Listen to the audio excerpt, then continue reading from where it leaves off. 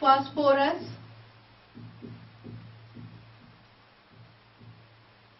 Iron जिसे लौह भी कहते हैं, आयोडीन आदि के रूप में पाए जाते हैं और यह अल्प मात्रा में आवश्यक होते हैं, स्वस्थ रखते हैं और शरीर का अच्छा विकास होता है।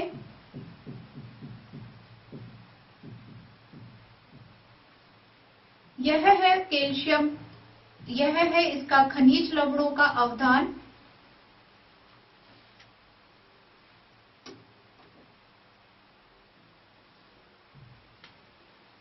अगला हमारा महत्वपूर्ण बिंदु इसमें आता है जल।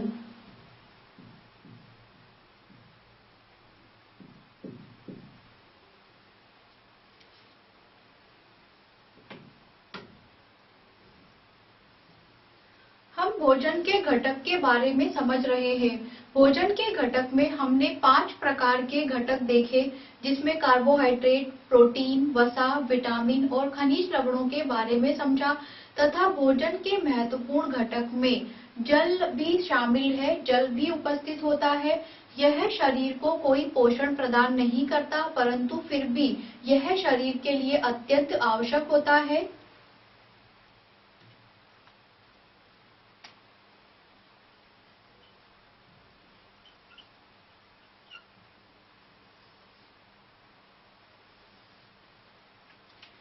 जल हमारे शरीर का 70% भार बनाता है।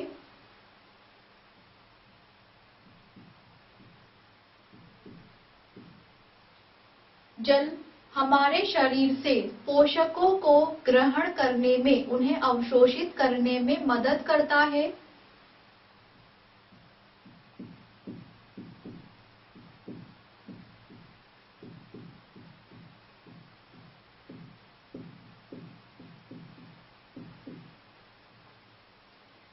तथा जब पोषक अवशोषित कर लिए हमारे शरीर में, हमने भोजन किया, भोजन करने के बाद उस भोजन का पाचन हुआ। पाचन क्रिया के फलस्वरूप आप सभी जानते हैं कि शरीर में उत्सर्जी पदार्थों का निर्माण होता है, तो शरीर से उत्सर्जी पदार्थों को निकालने में भी जल महत्वपूर्ण भूमिका निभाता है।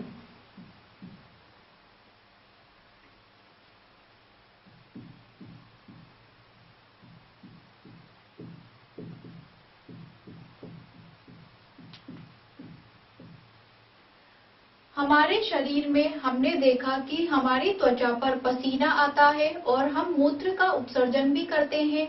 इसके द्वारा यह शरीर के तापमान को नियमित बनाए रखता है।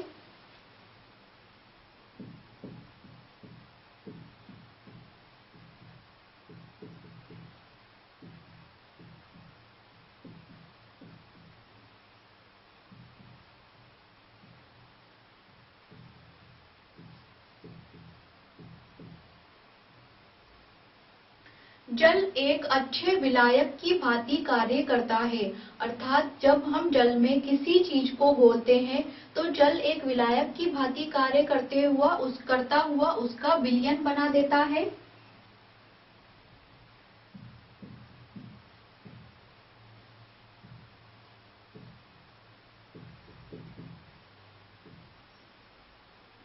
जल ना तो ऊर्जा देता है, ना ही पोषण देता है, परंतु फिर भी यह हमारे शरीर के लिए अत्यंत आवश्यक होता है।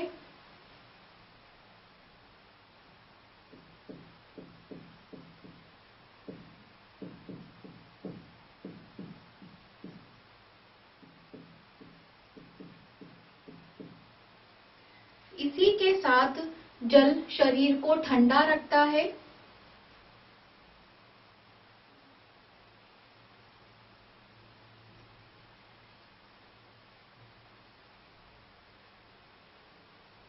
जल हमारे शरीर को ठंडा रखता है।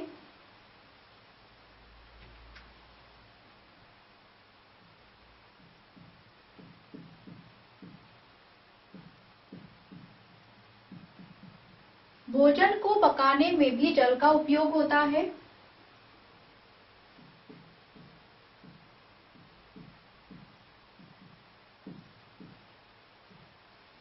तथा इसी के साथ ही फलों तथा सब्जियों में भी जल उपस्थित होता है।